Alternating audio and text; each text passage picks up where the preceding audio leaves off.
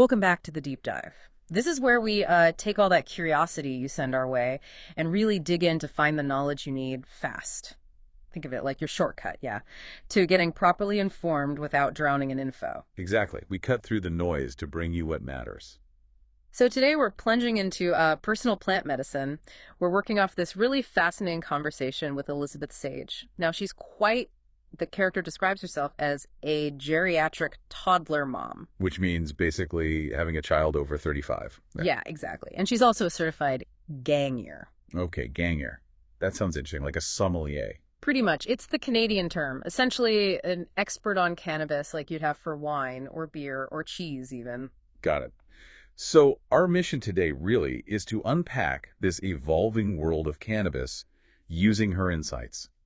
We'll look at it from different angles, tackle some common questions, maybe clear up some things you've been wondering about. Okay, let's start there then. This Ganjier qualification, it sounds pretty intensive. What does that actually involve? Oh, it really is. It's designed to be super comprehensive.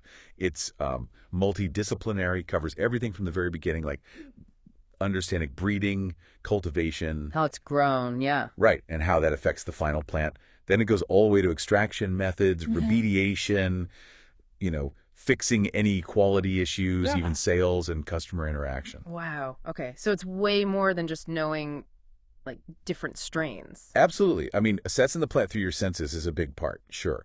But there's a lot of online coursework covering all that background stuff. Right. And then crucially, there's in-person, hands-on training that happens up in Northern California. Ah, the heartland. Exactly. And that part really focuses on the physical assessment skills. How to look at the flower, evaluate its quality properly. So very tactile. You're actually working with the plant. You are, and it all leads to this thing called the systematic assessment protocol. Okay. It's basically a structured way to evaluate appearance, aroma, flavor, and the overall experience. Right now, it's focused on flower and concentrates. But looking to expand, you mentioned. Yeah, they're aiming to include other product types down the line. Interesting. Now, Elizabeth's path to getting here, it wasn't exactly a straight line, was it? Her background sounds incredibly varied. Yeah, that really jumped out. And it kind of reflects what's happening in the industry, doesn't it? Yeah. People bringing all sorts of different skills. She actually worked in greenhouses back in high school. Oh, wow. An early connection. Right. Then she went into broadcast communications, then fashion marketing buying specifically. Fashion buying. Okay. Followed by like 15 years in private investment. That's quite the CV. So finance to fashion to cannabis expert. It is. But throughout all that, she apparently had this long-standing personal interest in cannabis. Since she was a teenager. Yeah, since about 15. And she mentioned something that probably resonates with a lot of people listening. Just feeling it worked for her, gave her a sense of well-being, but not really being able to explain why back then. Totally. That intuitive sense without the science, maybe. So what was the trigger? What made her pivot from private investment towards this? Well, she moved back home to Minnesota in 2018. Felt like it was time for a change. And interestingly, Illinois, where she'd been living, legalized right after she left. That plus legalization happening in nearby states. Kind of lit a fire under her curiosity. Seems like it. She got really interested in these new emerging markets, wondering where she might fit in. Which led to some recon trips, I gather. Yeah, in 2020, she went out to Colorado and California established markets, right? Just to see how things worked, explore possibilities. Makes sense. And it was actually on a drive back from visiting family that she heard about the Ganjier program. On a podcast, funnily enough. Perfect. Who was it? The CEO, Max Simon. And what was it about that program that clicked for her? Well, the podcast really hit on the program's main goals. Bridging the knowledge gap in the industry and creating informed ambassadors for the plant. Education and advocacy. Precisely. And that just really connected with her own desire to educate people, help break down the stigma around cannabis. So she jumped in? Yep, applied, got accepted, started the coursework.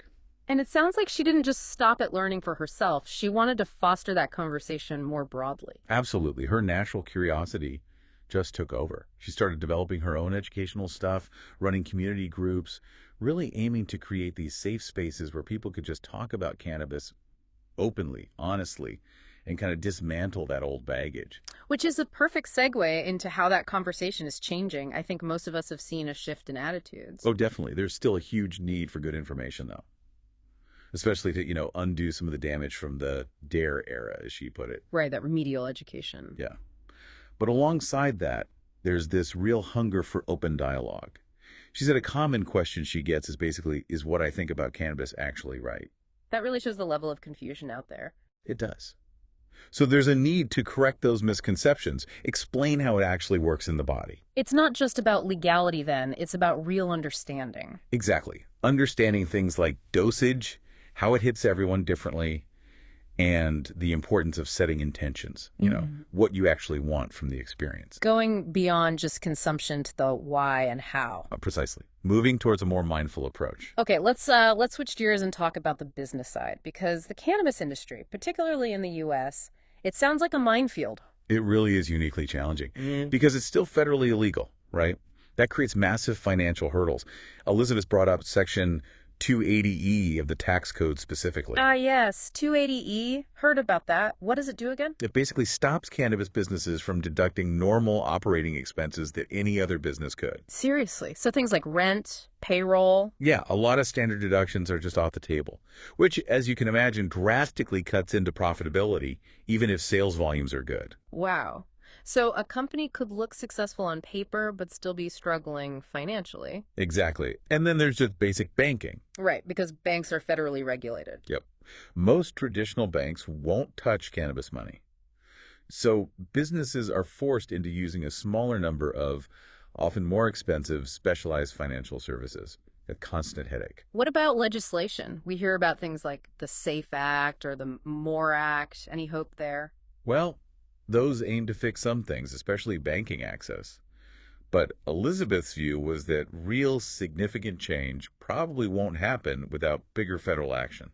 And if she had her pick, one federal change. Descheduling, that was her preference. Descheduling. Yeah. Okay, what would that actually mean in practice? It would mean taking cannabis off the federal list of controlled substances entirely. That could allow it to be regulated more like, say, an agricultural crop. Like corn or soybeans? Sort of, yeah. Yeah. It could open the door to things like growing your own or your neighbor growing it, with proper oversight, of course. And it would tackle the tax issue, too. Hopefully, yes. Because right now, cannabis gets taxed like crazy at almost every step. The farmer, the distributor, the manufacturer, the retailer, then the consumer pays tax. That sounds crushing. It is. She gave this example from California. An eighth might sell for $50 retail, but the farmer who grew it might only see about $3.50 profit from that. $3.50, that's incredibly tight. Tells you something about the margins at the cultivation level, doesn't it? Definitely. And these federal rules don't just affect things within the U.S., right? The Ganjier program is international. It is, yeah. They've got certified folks in Germany, the UK, Canada, South America, even New Zealand, places with established markets, medical or adult use. But U.S. companies can't really play in that space. Not easily. The federal rules make moving or exporting cannabis incredibly difficult, if not impossible. So the U.S. market, despite its potential, is kind of walled off. Sounds like a huge missed opportunity, especially for places known for quality. Absolutely. She mentioned Northern California specifically, world-renowned cannabis, right? But they're struggling economically because they can't sell it outside the state, let alone internationally.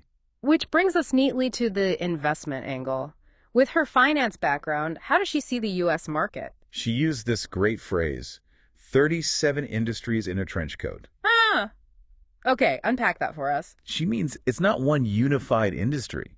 It's this patchwork of individual state markets, each with its own rules, its own dynamics, completely fragmented. Because there's no federal framework. Exactly. It makes building a national brand incredibly hard, hinders any kind of interstate commerce. And she expects a shakeout if or when federal legalization happens. Oh, big time. She anticipates a lot of consolidation. I mean, do you really need hundreds of different gummy companies across the country once they can ship across state lines? Probably not. Some businesses likely won't survive that shift. So adaptability is key. Crucial. She really stressed knowing your local market, understanding your consumers, and being ready because those consumers are getting smarter, demanding better quality, asking about sustainability. The bar is constantly being raised. It seems so. Okay, let's shift focus now to something I think a lot of listeners are keen on. The potential benefits. Elizabeth called it personal plant medicine. Yes. And she really emphasized that almost everyone she meets in the cannabis world has a story, a personal experience of how the plant impacted their life. That lived experience often forms the bedrock of their relationship with cannabis. Did she share any specific examples? She shared a really powerful one, actually, about a close friend whose son had severe psychological issues. Okay. Traditional meds weren't really working. And the mother, kind of following her intuition, cautiously started exploring cannabis for him. And she saw significant positive changes. But the striking part was the fear and secrecy around it. Why secrecy? Because Child Protective Services were involved, they were monitoring his prescriptions. Using cannabis felt incredibly risky, even though it seemed to be helping. Wow. That really highlights the stigma and the legal complexities, especially involving kids. It really does. And, while that's a positive story, Elizabeth was quick to point out cannabis isn't a miracle cure for everyone. Right. It can have negative effects for some. Absolutely. Which just underscores why responsible, informed use is so important. Mm-hmm. But she also spoke about its versatility. It's not just about inhaling or eating it. There are topicals, industrial uses. She suggested there's likely some kind of beneficial relationship possible for almost everyone with the plant in some form or another. So for listeners maybe thinking about exploring it, what was the key advice for doing it safely? Number one rule, start low and go slow. Low dose, slow escalation. Exactly. Doesn't matter how you're taking it, inhaling, edibles, tinctures. Start with a small amount. Wait, see how it affects you before taking more. And she explained the different timings, right? Yes, that's crucial. Inhalation is fastest effects in minutes, maybe lasts 45 minutes or so. Okay. Sublingual tinctures under the tongue are kind of in the middle.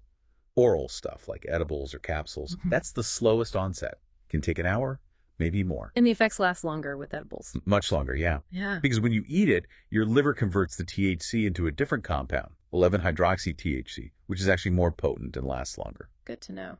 Any other tips for safe exploration? Education, education, education. She mentioned her Canna Basics course, 5 modules covering the essentials. Makes sense. Know what you're dealing with. Exactly. And she also pointed to the new low-dose hemp edible law in Minnesota as a positive step. How so? She felt it made it easier, more comfortable for older people, maybe like her own parents, to dip their toes in without feeling overwhelmed or intimidated. Like microdosing almost. Sort of. She told this funny story about her dad trying them at night.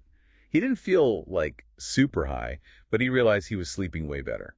Sometimes the benefits are subtle. Interesting. And she's developing something specific for menopause? That seems like an underserved area. Totally. It launches August 1st, apparently. Of course, looking at cannabis and menopause, she noted how many symptoms aren't openly discussed. And given that we have cannabinoid receptors, throughout our bodies. CB1 and CB2 receptors, right? Exactly. There might be real potential there for relief. So yeah, she said follow her on Instagram, the Sage Ganjier, for links and info and all that. We'll make sure people know where to find that. Now, the original host brought up an interesting point about gender, like men using cannabis for ocular pressure. What was Elizabeth's take on gender-specific effects? She acknowledged, biologically, cannabis plants are male or female, but the effects on us, she felt they're generally universal, but tailored more to individual needs rather than being strictly gender-based. So it's more about the person than their gender.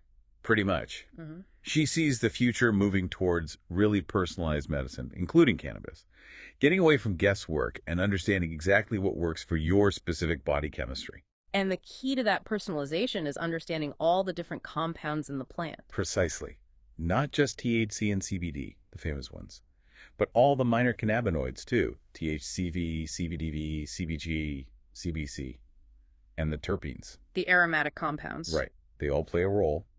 And they interact with our own internal system, the endocannabinoid system, our natural anandamide and 2-AG. So it's working with our body's existing systems. Yeah, she used the analogy of aspirin for a headache. You take it and your body kind of knows how to use it to help get back to balance, to homeostasis. That's a helpful way to think about it. Okay, let's talk concerns. The original hosts asked about anxieties among cannabis entrepreneurs. Are they worried about big pharma or big tobacco swooping in if it becomes federally legal? It's a valid concern, for sure. But Elizabeth seemed pretty optimistic, actually. Really? How so? She used the beer industry as an analogy again. You've got the giant breweries, right? Huh. But you also have tons of successful craft breweries. She thinks there's room for both large-scale and craft cannabis. So coexistence is possible. She believes so. And she thinks consumer education is the key. As people learn more, they'll drive demand for better quality, more specialized products. But she also flagged the importance of access, didn't she? Quality versus affordability. Yes, absolutely. That intersection is critical. Not everyone can afford top-shelf artisanal cannabis. Hmm. Access needs to be balanced with ensuring quality standards. And speaking of standards, she had some strong words about regulation and, well, pesticides. She did. She feels very strongly that anything plant-touching stuff you inhale or ingest should meet the same rigorous standards as organic food. She specifically mentioned concerns about things like glyphosate potentially being used. Oh, yeah, that's concerning. And she circled back to the fragmented regulations, the 37 industries in a trench coat idea, each state doing its own thing, sometimes under the depth of ag, sometimes health and human services. It's inconsistent. And her other big concern was about who's running these companies. Yeah, she worried about seeing cannabis businesses run by people who don't actually know or, maybe more importantly, care about the plant itself, just chasing profit. Okay, but playing devil's advocate, which the original host did, if the business is profitable, does that passion really matter? Her argument was, yes, absolutely it matters, Yeah. especially with cannabis, because it's not just another commodity. It has these unique complexities, this potential for holistic health. She believes you need that genuine love and understanding of the plant to navigate the challenges properly, to grow responsibly, and ultimately to serve people well in the long It run. makes a lot of sense. So what's keeping her busy right now? What are her current A projects? big focus is building that Gangier community, Yeah. keeping the standards high internationally. Apparently, they do weekly calibration sessions like assessing cultivars together based on appearance, aroma, flavor to stay aligned. Wow, like professional tasters? Kind of, yeah. She mentioned wanting to find a more official platform for that collaborative work. Okay. And then, of course, that menopause and cannabis course starting August 1st. Right. And, just juggling all that with being a mom. The eternal balancing act. Indeed. We also got a little personal fun fact, her secret wish. Huh. Yes. To be a better singer. Apparently, she wishes she had a better voice, even if others tell her she's fine. Just a nice touch of relatability. Definitely. And the dinner party question was revealing too. Who did she pick? Drew Barrymore admired her complexity, her empathy. Okay. Her grandmother for just being steadfast, a solid presence, Nice. and two former colleagues, which I thought was interesting, representing those valued, maybe more mundane, but really important connections from daily life. A mix of admiration, family, and connection. What about her greatest success? She pointed to getting through tough times, like the pandemic, with her sanity and optimism intact, just staying enthusiastic and hopeful in what she called a disillusioning world. She sees that as a big personal win. I think many can relate to that feeling. And her superpower. Multitasking. But she had a great analogy. Oh. Juggling plastic balls and glass balls. Knowing which tasks you can drop occasionally, plastic, and which ones you absolutely cannot, glass. Effective multitasking, basically. That's brilliant. I need to remember that one. Lastly, her autobiography title. There goes the motherhood. Ooh, intriguing. What's the story behind that?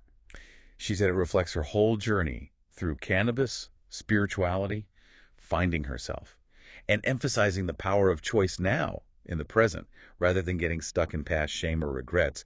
And she actually tied cannabis back into that, saying it helped her be more intentional, process things better. Wow, that brings it full circle nicely. Well, this has been incredibly illuminating. Really appreciate you walking us through Elizabeth Sage's insights and the whole world of the Gangier. Absolutely. It's clear it's a complex industry, but also one filled with potential. The key themes seem to be the need for solid education, responsible exploration if you choose to, and just recognizing the diverse ways this plant can interact with us. Definitely. So, for anyone listening who wants to learn more from Elizabeth directly, remember to check out her Instagram of the Sage Gangier and to leave you with something to chew on. Think about your own ideas or maybe preconceptions about cannabis. After hearing all this today, has anything shifted? Does it make you want to learn more or maybe just reconsider your perspective on this really multifaceted plant? Something to think about.